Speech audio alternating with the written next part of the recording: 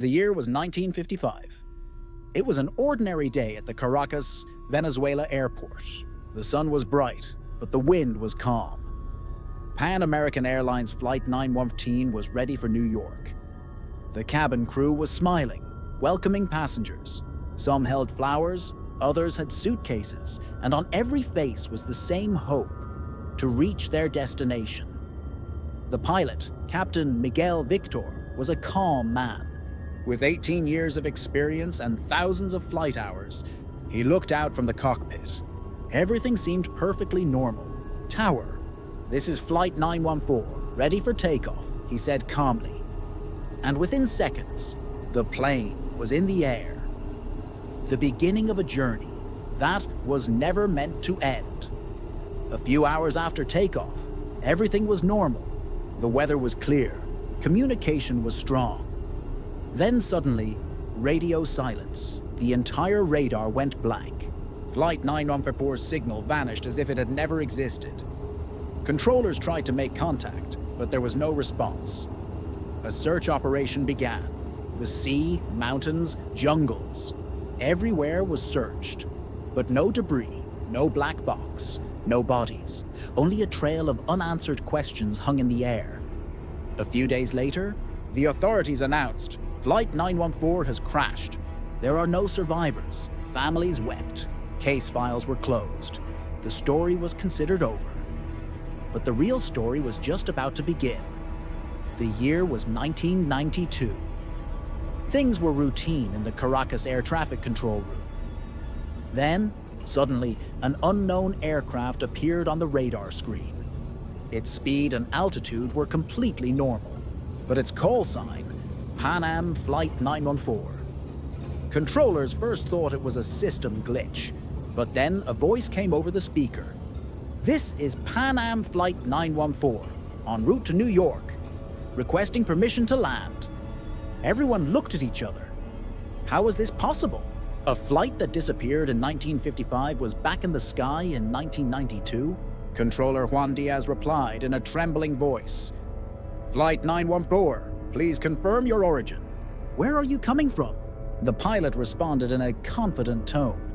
"We took off from Caracas 3 hours ago, heading to New York. What's the issue?" Juan checked the clock. It was 1992. But the pilot was saying 3 hours ago from Caracas, meaning, for him, it was still 1955. Juan asked again, "Captain, do you know what today's date is?" There was silence for a moment, then a soft laugh escaped the pilot's lips. "Of course, July 2nd, 1955. Is this some kind of prank?" The color drained from everyone's faces in the room. The controller declared an emergency. The military and scientists were called to the airbase, and when that plane landed, the entire airport was in shock. On the runway was an old Boeing 727, a model that had been discontinued decades ago. The door opened, and people started coming out, but their dressing style, hairstyles, clothes, everything was from the 1950s. One man was holding a newspaper. The date printed was July 2nd, 1955. Confusion was written all over their faces. A woman asked, "Why are there so many new buildings here? Who are all these people?" No one could understand that for them, only 3 hours had passed. But for the world, 37 years, when officials opened the plane's black box, the recording inside left everyone stunned.